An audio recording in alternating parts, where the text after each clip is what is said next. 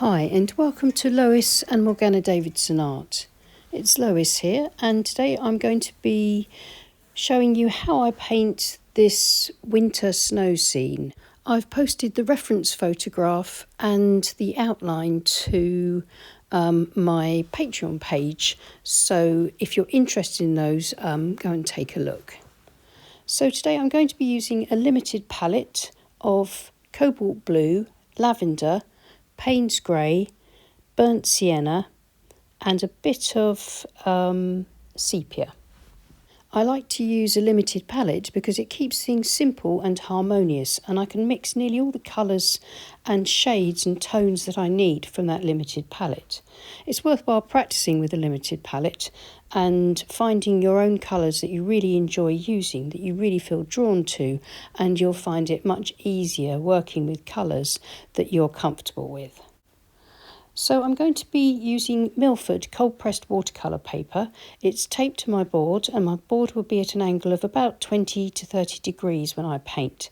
I'm going to start off by simply sketching out the scene in a very simple way, just picking out the main shapes, like the winter trees, the horizon line, kind of getting in the river in the right kind of perspective. I'll speed that up because it can take quite a while, and so you can just sort of see the way that I'm just using very simple lines to describe the main features that I want to paint. And then this will be a good guide for me as I come in with my washes of paint, and I can sort of see where I need to go with the sky, the land, the river and the trees. Pause the video here if you're interested in copying or referring to the sketch. Then I'll be painting the sky wet on dry, which means I won't be pre-wetting my sky.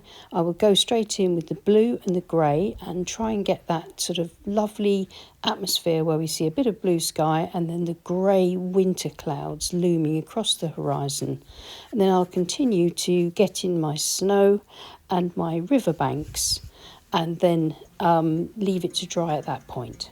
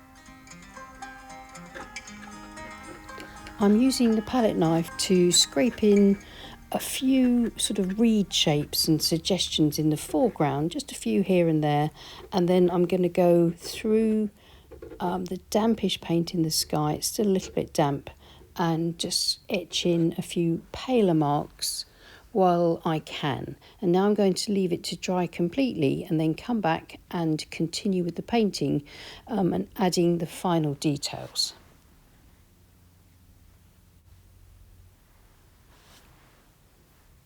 So now that the painting has dried, I'm going to use a large wash brush to wet the river area, and then I shall paint that in and try and get a few sort of hints of the sky reflecting into the river, that sort of thing.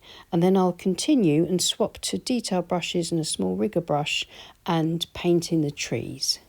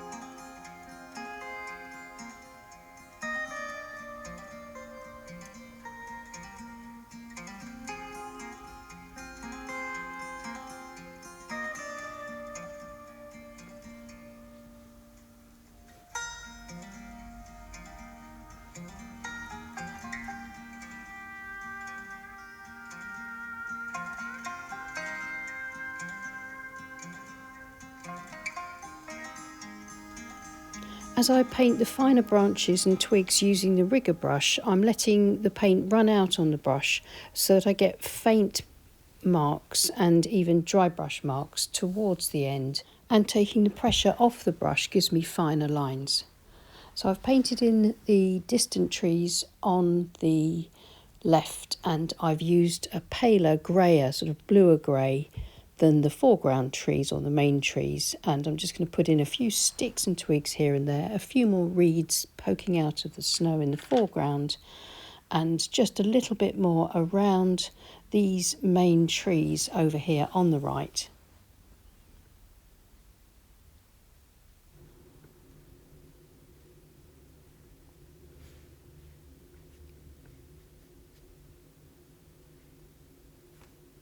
So I'm keeping my brushwork really loose for the trees, not worrying if the marks are sort of a bit inaccurate, that I'm not going over my pencil lines. Remember, the pencil line is just a guide.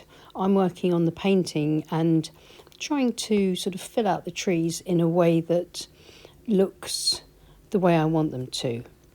So I'm going to call that finished now and remove the tape and have a look at it and see how it looks with its clean white border and see if I've missed anything out. It helps me to see it with fresh eyes. As soon as I remove the tape, it makes the painting look more finished, and in that way I can see if there's anything else I need to do. And I think I just need to put a sort of a suggested reflection of the trees into the river. I think the river also looks like a road, but I'm not going to be trying to correct that because I think that would just overwork the painting. I'm going to be leaving it like this, and next time I paint a river I'm going to be trying out putting a few sort of horizontal lines across it towards the end and just see if those sort of marks will give it more of the look of a river. But at the moment I'm quite happy with this. It's sort of got a less is more kind of charm to it. I'm very happy with this limited palette of cobalt blue, Paynes grey, lavender, sepia and burnt sienna. I think it works really well here to create the atmosphere that I wanted to in this winter scene. Thank you so much for watching. Please give us a thumbs up and subscribe to our channel if you haven't already.